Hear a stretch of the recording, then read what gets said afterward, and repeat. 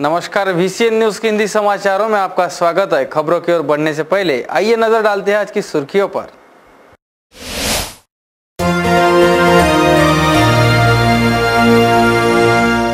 क्रांतिवीर हेमू कालानी को दी गई श्रद्धांजलि। बडनेरा पूज्य सिंधी पंचायत का आयोजन।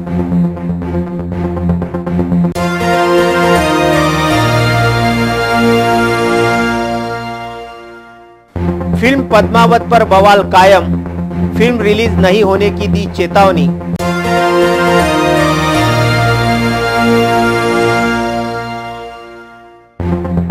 कबड्डी स्पर्धा का आयोजन 26 जनवरी से। अभिनेत्री सुधा चंद्रन नाचे मयूरी फेम के हाथों होगा उद्घाटन।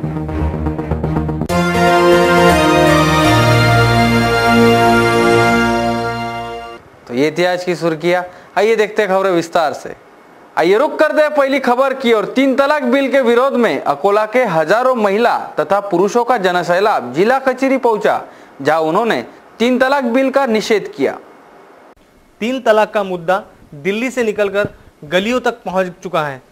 इस मसले पर सोमवार को अकोला के सैकड़ों मुस्लिम महिला व पुरुषों ने मोर्चा निकालते हुए जिलाधीश कार्यालय जा धमके। सत्याग्रह संगठन तथा अन्य संगठनों ने इसका समर्थन किया है।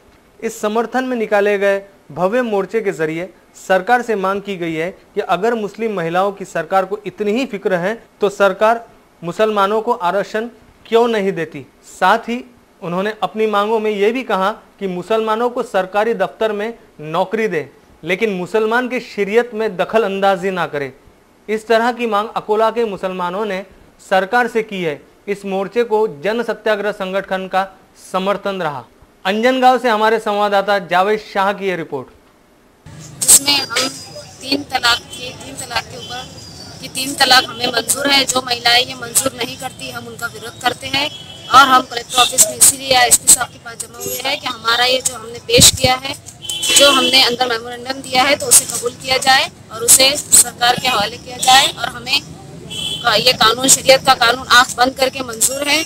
हमें इससे कोई परेशानी। सुन्नी यूथ विंग की जानिब से आज जितनी भी महिलाएं यहाँ जमा हुई है, उनका मकसद सिर्फ यही है कि आज हम समाज को, सरकार को, तमाम दुनिया के लोगों को ये बता दें कि कुरान मजीद में अल्लाह तबारक व तआला ने मर्द और औरतों के लिए जो सब अहकाम लागू किए वो सब हमको तस्लीम है। और मेरी गुजारिश है सरकार से, नरेंद्र मोदी जी से, कि अगर वो मुझसे मुस्लिम महिलाओं के लिए इतना दर्द महसूस कर रहे हैं, तो मैं उनसे गुजारिश करूंगी कि आप मुस्लिम महिलाओं को आरक्षण दीजिए। अगर हम पर रहम करना चाहते हैं तो मुस्लिम महिलाओं को गवर्नमेंट जॉब प्रोवाइड कीजिए। Give them the rights that have been provided to other women in India especially. The other thing is I would like to say is that we are happy with whatever Quran and Allah has provided us. On the other hand, to those ladies who are against Sharia, it's my appeal, if you don't accept Sharia, if you don't accept Quran, आप please दायरा इस्लाम से खारिज हो जाइए और कोई और मजहब चाहते हैं तो उसे अपना लीजिए, क्योंकि कुरान न कभी बदला था, न बदला है और न इंशाल्लाह क़यामत तक बदलेंगे।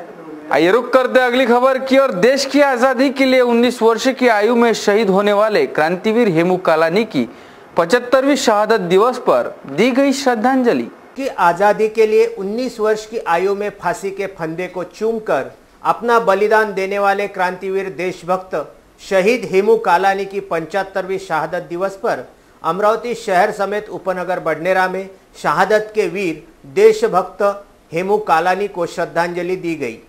रविवार 21 जनवरी की रोज पूज्य सिंधी पंचायत तथा भारतीय सिंधु सभा अमरावती द्वारा बडनेरा के श्री झूलेलाल धर्मशाला में शहादत दिवस पर श्रद्धांजलि कार्यक्रम संपन्न हुआ। श्रद्धांजलि कार्यक्रम में क्रांतिवीर देशभक्त हेमू कालानी के जीवन पर रोशनी डालते हुए कैसे शहादत के वीर सिपाही हेमू कालानी ने उम्र की 19वीं साल में अपने भारत देश की आज़ादी के लिए अपना बलिदान दिया, ये बताया गया। कार्यक्रम के मुख्य अतिथि के तौर पर बडनेरा पुलिस स्टेशन के पुलिस निरीक्षक गोपाल भारती, विशेष अतिथि के तौर पर भारतीय सिंधु समाज के संजय हिरानी, पार्षद प्रकाश बंसोड़, मनपा जोन क्रमांक 4 की सभापति अर्चना धामने, पार्षद ललित झंझाड़, इशरत बानो, मन्नान खान, चंदुमल बिल्दानी, राजू राजदेव, सुनील सचदेव, मनोहर धामेचा, तुलसीदास सोतिया, डॉक्टर पुंशी, डॉक्टर नागवानी तथा VCN न्यूज के संचालक प्रकाश गिडवानी मौजूद थे। आइए बढ़ते अगली खबर की ओर। आगामी 25 जनवरी को प्रसारित हो रही पद्मावती फिल्म का विरोध शहर के राजस्थानी तथा राजपूत समाज द्वारा किए जाने को लेकर प्रेस वार्ता में जानकारी दी गई। एक लंबे अरसे से संजय लीला भंसाली द्वारा निर्देशित पद्मावती फिल्म का बवाल खत्म होने का नाम नहीं ले रहा है। रानी पद्मावती का किरदार अभिनेत्री दीपिका पादुकोण निभा रही है। इस किरदार को लेकर तथा अन्य दृश्यों को लेकर राजस्थानी समाज द्वारा विरोध किया जा रहा है। पद्मावती फिल्म को सेंसर बोर्ड ने बवाल के चलते रोक दिया था। बाद में सुप्रीम कोर्ट ने फिल्म का नाम बदलने तथा फिल्म के आपत्तिजनक दृश्य हटाने के आदेश दिए थे। सुप्रीम कोर्ट के आदेश के बाद फिल्म का नाम पद्मावती से पद्मावत रखा गया। यह फिल्म आगामी 25 जनवरी को रिलीज होने को है। हमेशा विवादों में घिरे रहने वाले फिल्म निर्माता निर्देशक संजय लीला भंसाली की फिल्म पद्मावत का फिर अमरावती के राजस्थानी तथा राजपूत समाज द्वारा विरोध किया गया है। इस फिल्म को लेकर उसे प्रदर्शित न होने की हिदायत के लिए पत्र वार्ता ली गई। इस अवसर पर मुन्ना राठौड़, राजू सिंह राजपूत, गुड्डू शेखावत, अमित ठाकुर, पार्षद सपना ठाकुर, डॉक्टर सूर्यवंशी, डॉक्टर राजकुमार आदि मौजूद थे। इस विषय पर राजू सिंह राजपूत ने दी अधिक जानकारी। यात पद्मावत पिक्चर आहे, त्याच्याबद्दलची आमची भूमिका अशी आहे की 25 तारखेला सिनेमा मालकाने तो रिलीज करू नये आणि जनतेने ते पाहायला जाऊ हे आमचं आव्हान आहे। ही शुद्ध इतिहासाची छेडछाड करणं आहे। जो खरा इतिहास आहे तो न दाखवता एका कवीच्या कल्पनेवरून हा सिनेमा बनवलेला आहे तो दाखवण्याचा आणि पैसा कमवण्याचा मनोरंजनाचा एक विषय आहे, तो आम्हाला मान्य नाही। आइए रुक करते अगली खबर की ओर। मध्यवर्ती कारागृह में सजायाफ्ता कैदियों की मूलभूत सुविधा व उनकी समस्याओं का निराकरण करने जिला परिषद सदस्यों तथा कुछ संगठनों ने किया जेल का मुआयना। अमरावती के मध्यवर्ती कारागृहों में हजारों कैदी अपनी सजा काट रहे हैं। जेल की अंदरूनी जिंदगी बिता रहे कैदियों की मूलभूत सुविधा, उनकी समस्याओं का निराकरण करने हेतु सेंट्रल जेल में कई कार्यक्रमों का आयोजन किया जाता है। 22 जनवरी की रोज अमरावती मध्यवर्ती कारागृह का जिला परिषद के सदस्यों तथा अन्य कुछ संगठनों ने जेल का मुआयना किया। इस वक्त पूरे जेल परिसर का मुआयना कर वहां कैदी किस प्रकार का काम करते हैं इसे भी देखा गया। साथ ही अस्पताल की सुविधाओं पर ध्यान देते हुए वहां लगने वाली चीजों का एवं 3 अपाहिजों को व्हील चेयर देने का निर्णय लिया गया। इस अवसर पर गजानन गणपत राठौड़ ने दी अधिक जानकारी। आज मैंने सेंट्रल जेल को विजिट दिया। जो दुर्धर आजार के पेशेंट है और अपंग है, जो कैंसर से ये है पीड़ित है, इस लोगों को मैंने मुलाकात ली और गायकवाड़ साहब हमारे को सबसे ज़्यादा उन्होंने कोऑपरेट किए। हर बैरक में जाकर हमको दिखाए, वहाँ की पेशेंट की व्यथा हमने देखे। वहाँ पे जिसको ठंडी लगती है तो हमारे प्रवीण भाव तीरथकर अमृतकर इन्होंने वहाँ पे साइकिल देने का कबूल किया। 3 साइकिल वहाँ पे 27 तारीख को हम देने वाले हैं। शकील भाई थे हमारे साथ और गजानन भाऊ घोड़े, ये सब लोगों ने हमने वहाँ पे निर्धार किया जो अनाथ लोग हैं, जो बेघर है, जिनको जो सुविधा लगती जो हमारे जरिए से हम उनको पहुँचा सके। और निराधार का भी जो काम है, जो जिले का है वो बाहर का है, कौन से भी जिले का है, तो वहाँ तक हम पहुँचने की कोशिश करेंगे। इसी के साथ बढ़ते अगली खबर की ओर। विदर्भ केबल नेटवर्क तथा रोटरी क्लब अमरावती के संयुक्त तत्वावधान में ब्रेस्ट कैंसर जांच शिविर का आयोजन गोपाल नगर में किया गया। Vidarbha cable network, rotary club of Amravati mid town, संकल्प सामाजिक बहुउद्देशीय संस्था तथा श्री विघ्नहर्ता क्रीड़ा व बहुउद्देशीय मंडल अमरावती की ओर से निःशुल्क मेमोग्राफी, स्तन कैंसर व कैल्शियम हीमोग्लोबिन चेकअप कैंप का आयोजन किया गया था। भारतवर्ष में स्तन कैंसर की वजह से होने वाली मृत्यु की दर निरंतर बढ़ रही है।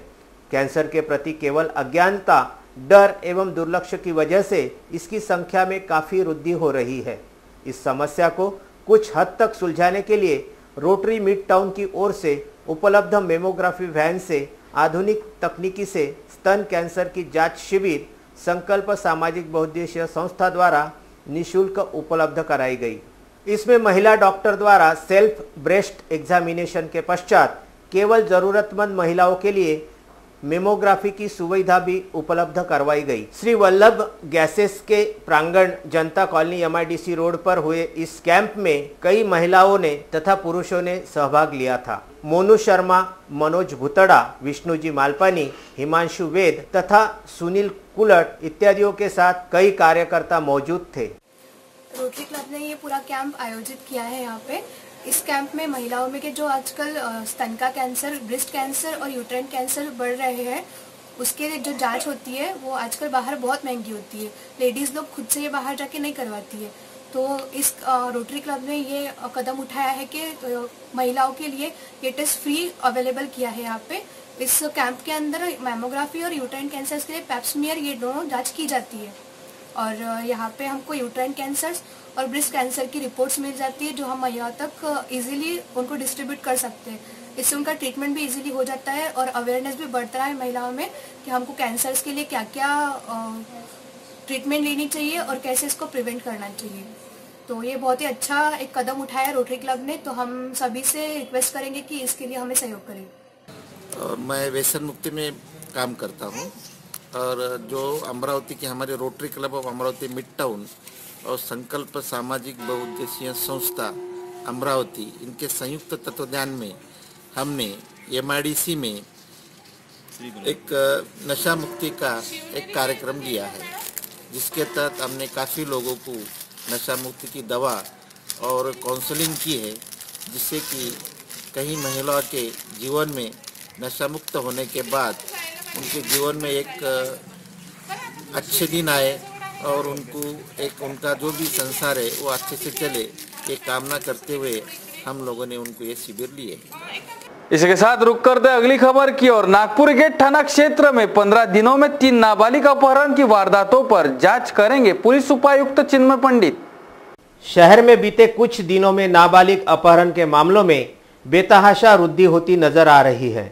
बीते 1 वर्ष में जहां कुल 104 नाबालिग अपहरण के मामले सामने आए थे, तो मात्र 15 दिनों की अवधि में नागपुरी गेट थाना क्षेत्र से नाबालिग अपहरण की 3 वारदातें दर्ज हुई है। इनमें से 70 लड़के एवं 34 लड़कियों का समावेश बताया गया है।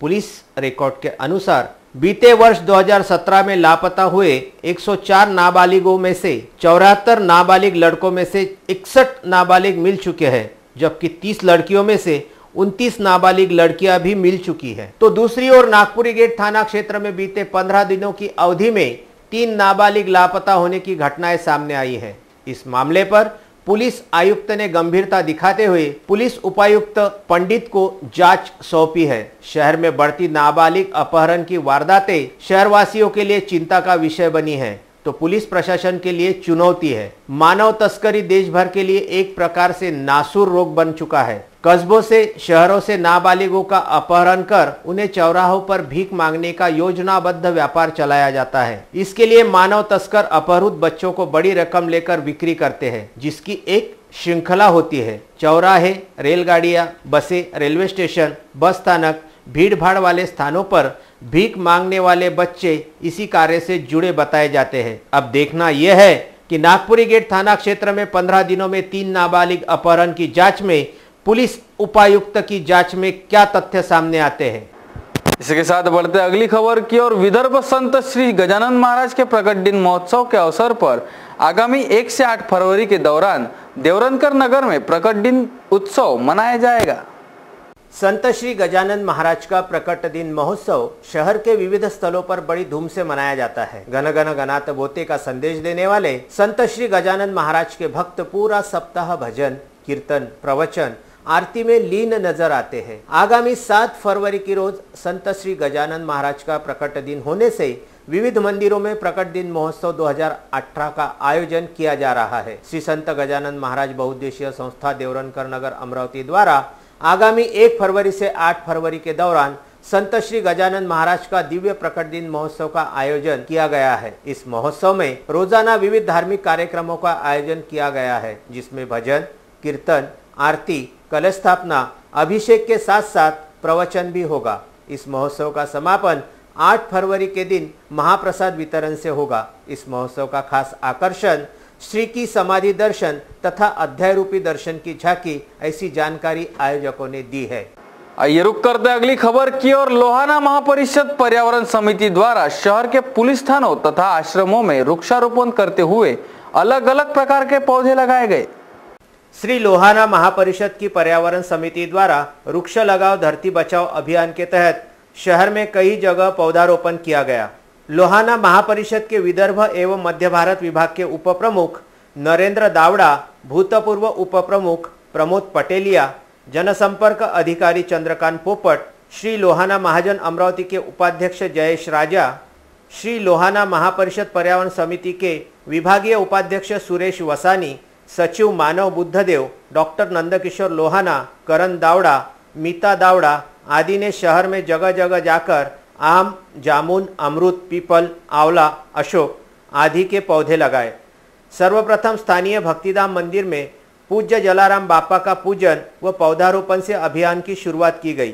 इस अवसर पर श्री लोहाना महापरिषद के उपरोक्त सभी पदाधिकारियों के अलावा लोहाना समाज के वरिष्ठ सदस्य देवचंद सेता उपस्थित थे। बडनेरा रोड स्थित संत श्री आशाराम जी आश्रम में वृक्षारोपण किया गया। आश्रम में श्री योग वेदांत सेवा समिति के उपाध्यक्ष सुदर्शन मतानी, दयाराम राठौड़, युवा संघ के अध्यक्ष विजय पिंजानी समेत अनेक श्रद्धालु उपस्थित थे। समिति द्वारा श्री लोहाना महापरिषद के कार्य की सराहना की गई। राजापेट पुलिस स्टेशन में किए गए पौधारोपण कार्यक्रम में पुलिस निरीक्षक दुर्गेश तिवारी विशेष रूप से उपस्थित थे। पुलिस स्टेशन के प्रेम रावत एवं राजेश राठौड़ ने भी विशेष सहयोग दिया। शिव टेकड़ी के पास किए गए पौधारोपण के अवसर पर पार्षद दिनेश बुब, तिवारी महाराज आदि गणमान्य उपस्थित थे। सिद्धार्थ मंगलम में श्री लोहाना महापरिषद महिला समिति द्वारा आयोजित धार्मिक कार्यक्रम के बीच पौधारोपण कार्यक्रम लिया गया।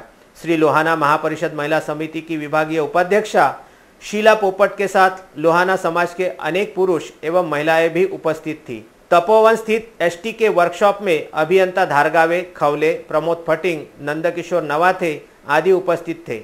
इसके अलावा पन्नालाल नगर, साई नगर स्थित Indra Kumar Madhusudan Jajodia D Ed college of social education का परिसर, ग्रीन परिक्रमा सोसाइटी का परिसर आदि कई जगह वृक्षारोपण किया गया। श्री लोहाना महापरिषद के पर्यावरण समिति के राष्ट्रीय अध्यक्ष किरीट भीमानी ने इस उपक्रम के लिए महापरिषद के उपरोक्त सभी पदाधिकारियों को बधाई एवं शुभकामनाएं दी है। इसके अलावा इन सभी कार्यक्रमों में मनोज गगलानी, जय गगलानी, नितिन चेंडुलकर, शशिकांत बंड, विजू काले, सतीश इंगोले, चरण म्हात्रे, दिलीप बंसोड़, महेंद्र पवार, भावेश दासानी, गीता पोपट, श्याम पोपट, टीशा पोपट, तेजस पोपट, हेतल हिंडोचा, पूजा गनात्रा, दिलीप बंसोड़, चरण म्हात्रे, महेंद्र पवार आदि गणमान्य उपस्थित थे।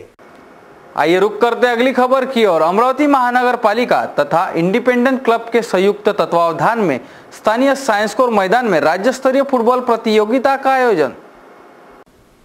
अमरावती महानगर पालिका तथा इंडिपेंडेंट क्लब के संयुक्त तत्वावधान में स्थानीय साइंस कोर मैदान में राज्य स्तरीय फुटबॉल प्रतियोगिता का आयोजन किया गया है। बीते रविवार की दोपहर 3 बजे महापौर संजय नरवणे के हाथों फुटबॉल प्रतियोगिता का शुभारंभ हुआ। बताया गया है कि इस प्रतियोगिता में शहर तथा जिले से ही नहीं बाहरी जिलों से भी फुटबॉल टीम ने हिस्सा लिया है। खिलाड़ियों के रहने भोजन की व्यवस्था भी आयोजक द्वारा की गई है। इंडिपेंडेंट क्लब अमरावती और अमरावती महानगर पालिका द्वारा यहाँ इस ऐतिहासिक साइंस कोर मैदान में राज्य स्तरीय फुटबॉल स्पर्धा का आयोजन किया गया है। यह स्पर्धा हर वर्ष इंडिपेंडेंट क्लब द्वारा यहाँ ली जाती है। इस वर्ष करीब 36 टीमों ने विभिन्न शहरों के यहाँ भाग लिया है। उनके खाने की, रहने की व्यवस्था सब क्लब द्वारा की गई है और अमरावती के सभी फुटबॉल प्रेमियों का इस टूर्नामेंट को अच्छा प्रतिसाद मिल रहा है। खिलाड़ियों को भी खेलने में बहुत आनंद आ रहा है और करीब 20 तारीख से तो और 28 तारीख तक यहाँ आयोजन चलता है। आइए रुक करते अगली खबर की ओर। शहर के तमाम ऑटो चालकों द्वारा प्रीपेड मीटर लगाने के बजाय मनमाना किराया वसूलने को लेकर आरटीओ तथा पुलिस आयुक्त के साथ होगी बैठक। शहर में चलने वाले ऑटो चालकों की मनमानी पर जल्द ही नकेल कसी जा सकती है। ऑटो चालकों द्वारा प्रीपेड मीटर बिल के बजाय मनमाने तरीके से यात्री किराया वसूलने की शिकायतें आरटीओ तथा पुलिस प्रशासन को मिलने के बाद हाल ही में प्रादेशिक परिवहन अधिकारी तथा पुलिस आयुक्त के संयुक्त रूप से इस विषय पर बैठक लेने वाले हैं। बता दें कि नागपुर, मुंबई, पूना जैसे महानगरों में चलने वाले ऑटो चालकों की प्रीपेड मीटर अमरावती में भी लगाना अनिवार्य हो सकता है। इस नियम का उल्लंघन करने वालों से नियमानुसार जुर्माना वसूला जाता है, लेकिन शहर में चलने वाले ऑटो चालकों द्वारा प्रीपेड मीटर लगाने के नियम को तिलांजलि देते हुए अपनी मनमर्जी से किराया वसूल करते हैं। खबर आ रही है अचलपुर से। देश भर में चल रहे स्वच्छता अभियान के तहत अचलपुर नगर परिषद ने किया स्वच्छता अभियान के भाग्यशाली विजेताओं की घोषणा। प्रधानमंत्री नरेंद्र मोदी द्वारा देश को स्वच्छ बनाने का संकल्प आज प्रत्येक शहर गांव में लिया है। इस संकल्प को अचलपुर नगर परिषद बड़े ही अच्छे अंदाज में नागरिकों के सहयोग से चला रही है। अचलपुर परतवाड़ा में प्रत्येक वार्ड में सुबह से ही नागरिकों के द्वार पर नगर परिषद की घंटा गाड़ी कैलाश खेर के गीत सुनाते हुए नागरिकों को एक ही संदेश देते हुए गीला सूखा कचरा जमा कर रही है। स्वच्छ भारत का इरादा कर लिया हमने, देश से अपने ये वादा कर लिया हमने। स्वच्छ भारत का इरादा कर लिया हमने, देश से अपने ये वादा कर लिया। अब 2 सप्ताह से अचलपुर में कैलाश खेर के गीत स्वच्छ भारत का इरादा कर लिया है ना, देश से अपने यह वादा कर लिया हमने के साथ जीतो छप्पर फाड़ के इनामी प्रतियोगिता का ऐलान किया जा रहा है। नगर परिषद की घोषणा से प्रत्येक रविवार को प्रत्येक वार्ड से एक भाग्यशाली को गीला और सूखा कचरा अलग अलग प्रतिदिन देने पर एक इनामी कूपन दिया जा रहा है। इस कूपन से एक व्यक्ति एक वार्ड से भाग्यशाली को 10 ग्राम चांदी का सिक्का दिया जा रहा है।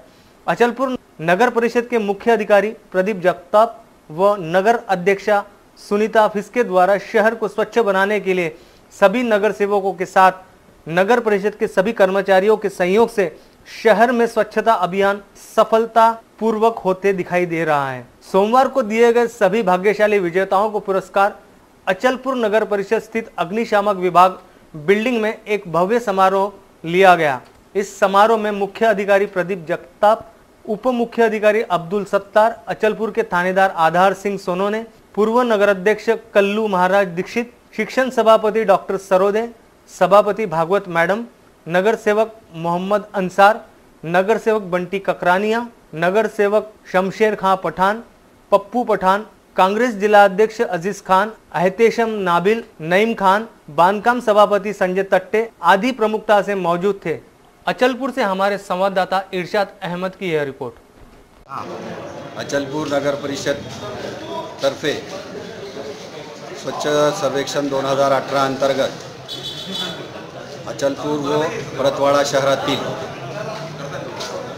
ओला व सुखा कचरा हा वेगवेगळा करून वेगवेगळा घंटागाडी टाकण्याबाबत हा अभिनव कर्म नगर परिषदेने राबविलेला आहे आणि दर रविवारी याचा जो ड्रॉ काढण्यात येतो त्या ड्रॉमध्ये जो विजेता राहतो त्याला संबंधित जो वार्ड सदस्य आहे नगरसेवक म्हणजे नगर परिषदेतील अध्यक्ष उपाध्यक्ष सर्व सभापती व सर्व नगरसेवक यांच्यामार्फत तो चांदीचा शिक्का 1 तोळ्याचा तो देण्यात येतो।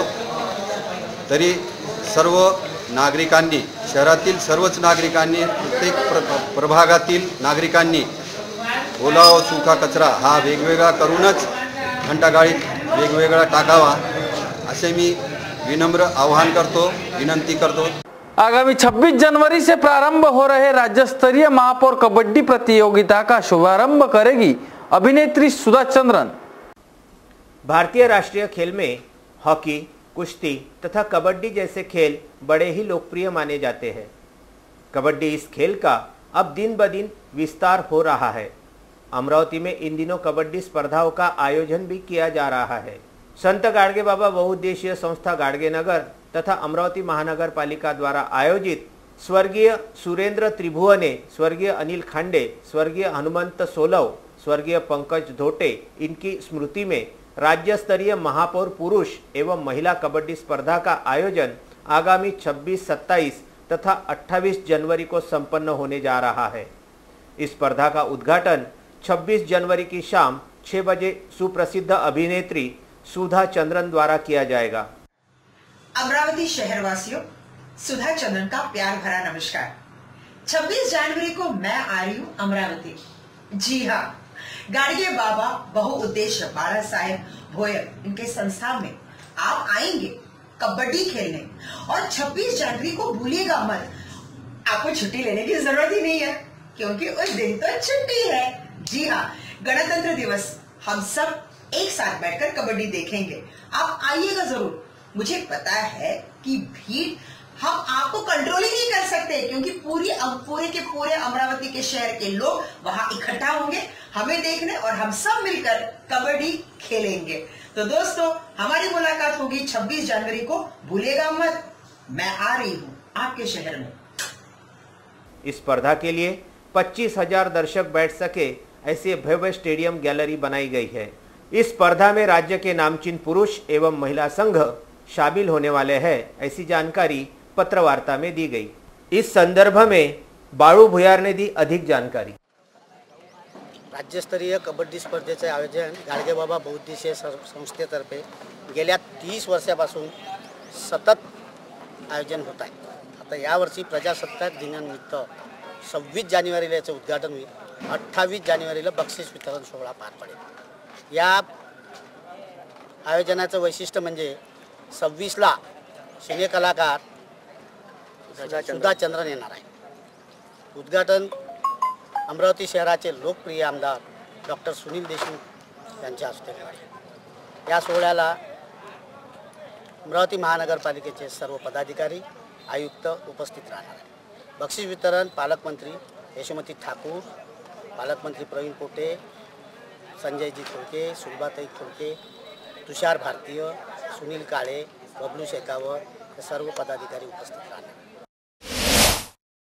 प्रहार जनशक्ति पार्टी अंतर्गत संचालित प्रहार अपंग क्रांति आंदोलन की ओर से सोमवार 22 जनवरी को स्थानीय राजकमल चौराहे पर दिव्यांगों की विभिन्न मांगों को लेकर अनशन शुरू किया गया है। आंदोलनकारियों ने सरकारी अध्यादेशों एवं कानूनों के तहत दिव्यांगों को विभिन्न सुविधाएं दिए जाने की मांग रखी है। इस संदर्भ में मनपा आयुक्त के नाम जारी पत्र में प्रहार अपंग क्रांति आंदोलन द्वारा कहा गया है कि अमरावती महानगर पालिका द्वारा अब तक कई बार आवेदन के बावजूद दिव्यांग आवेदकों को मनपा क्षेत्र के रास्तों के किनारे व्यवसाय करने हेतु जगह नहीं दी गई है। साथ ही मनपा व्यापारी संकुलों में विकलांगों हेतु गाले आरक्षित करने की मांग भी की है। इस समय प्रहार के सैकड़ों कार्यकर्ता उपस्थित थे। भीमा कोरेगांव के शहीदों को नमन करने जा रहे कुछ लोगों पर हुए जानलेवा हमले के आरोपियों को अभी तक गिरफ्तार नहीं किए जाने के विरोध में सोमवार को बहुजन क्रांति मोर्चा संयोजन समिति की ओर से जिला कचहरी पर 1 दिवसीय धरना आंदोलन किया गया। इस मामले में सरकार की भूमिका संदेहास्पद बताते हुए भीमा कोरेगांव के आरोपियों की गिरफ्तारी जब तक नहीं होती तब तक यह धरना आंदोलन किया जाएगा, ऐसी जानकारी बहुजन क्रांति मोर्चा के एक पत्रक द्वारा दी गई है। बता दें कि इसी संदर्भ में देश के 3 राज्यों के 550 जिलों के सभी जिला मुख्यालयों में एक ही दिन धरना आंदोलन किया गया था, जबकि आगामी 5 फरवरी को तहसील स्तर पर निषेध रैली का आयोजन किया गया है। बहुजन क्रांति मोर्चा के द्वारा आज पूरे भारत में हर स्टेट में और महाराष्ट्र में आज हर जिले में बहुजन क्रांति मोर्चा द्वारा जो 1 तारीख को आरएसएस और बीजेपी की सरकार का प्रायोजित जो हल्ला हुआ, इसके खिलाफ ये धरने प्रदर्शन दिए जा रहे हैं।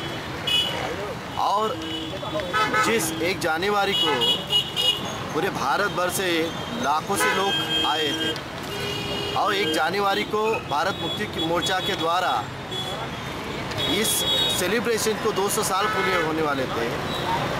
इस सेलिब्रेशन में जब हमारे बहुसंख्यक लोग वहाँ पे आए, उन पे अटैक किया गया और बहुत सारे किसी व्यक्ति की जीवित हानि भी हुई और हमारे गाड़ियों की भी तोड़ फोड़ हुई। इसके खिलाफ में 3 जनवरी को धरने हुए, बंद किया गया पूरे महाराष्ट्र में। लेकिन हमारे कार्यकर्ता जिन्होंने ये बंद किया 3 तारीख को,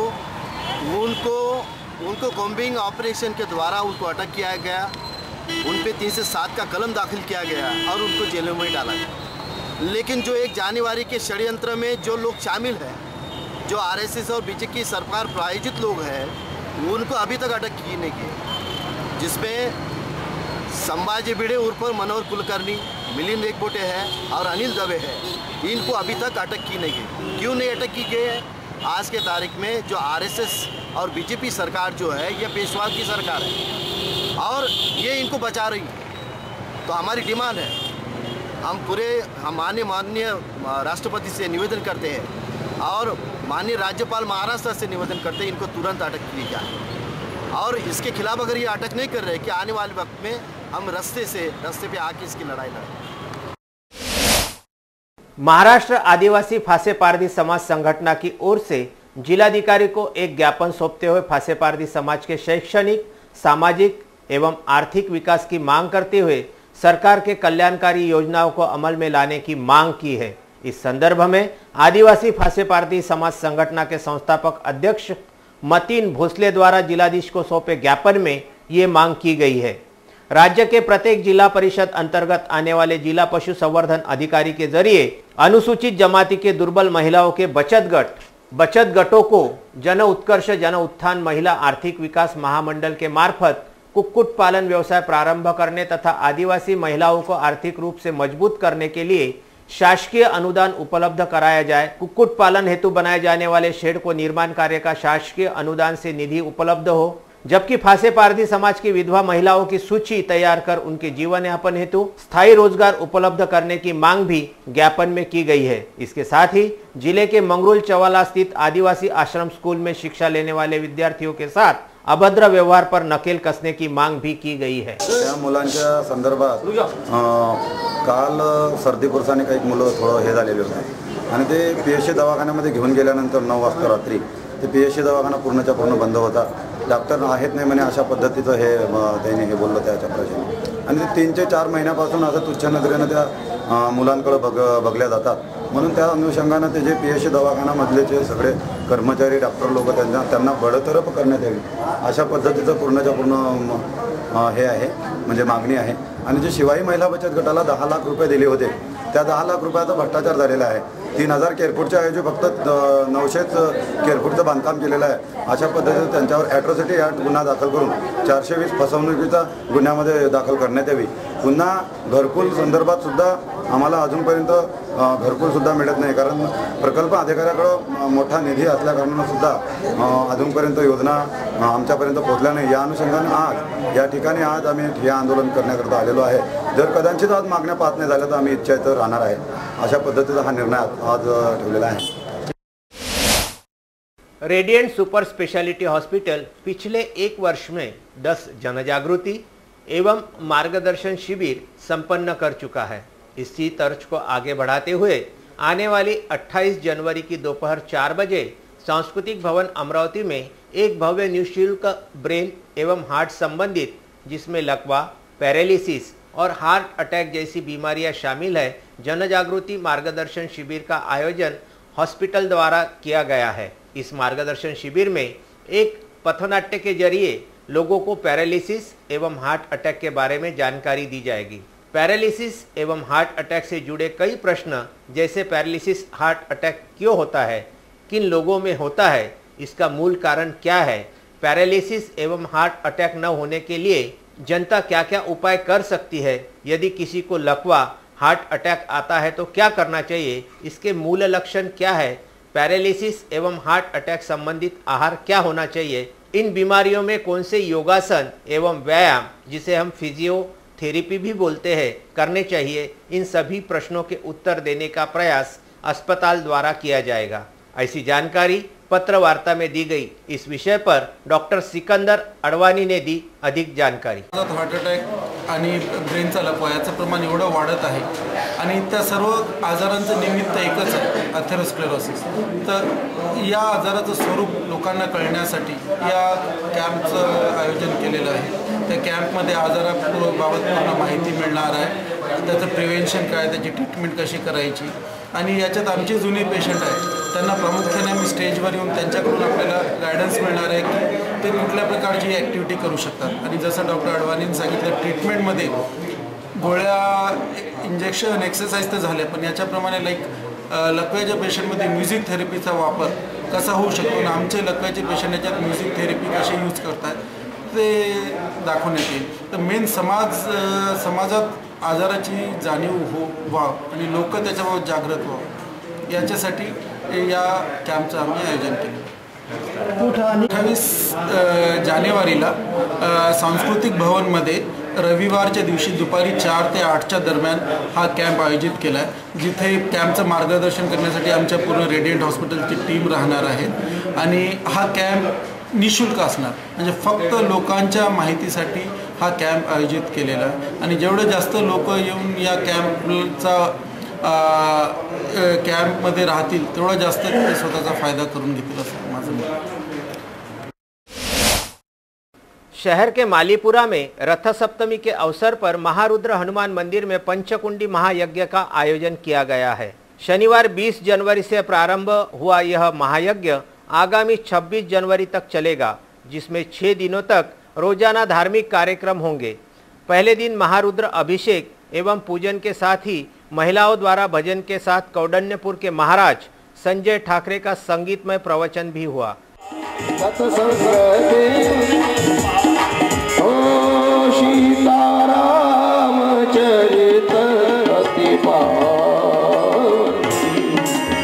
मधुर सुरस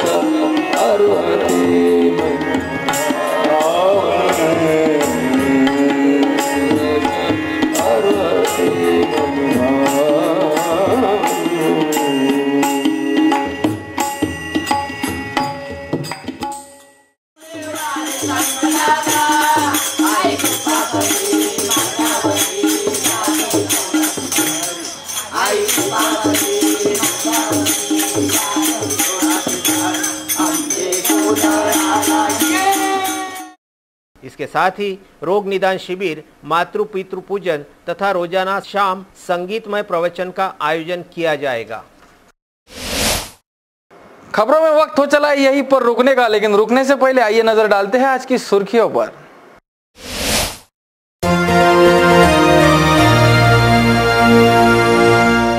क्रांतिवीर हेमू कालानी को दी गई श्रद्धांजलि. बडनेरा पूज्य सिंधी पंचायत का आयोजन.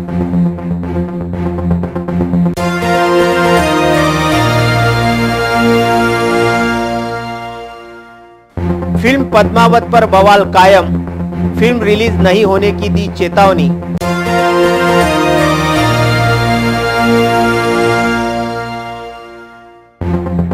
कबड्डी स्पर्धा का आयोजन 26 जनवरी से. अभिनेत्री सुधा चंद्रन नाचे मयूरी फेम के हाथों होगा उद्घाटन.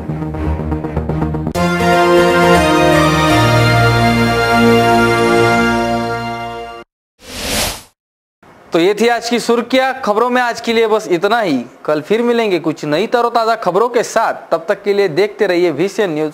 नमस्कार.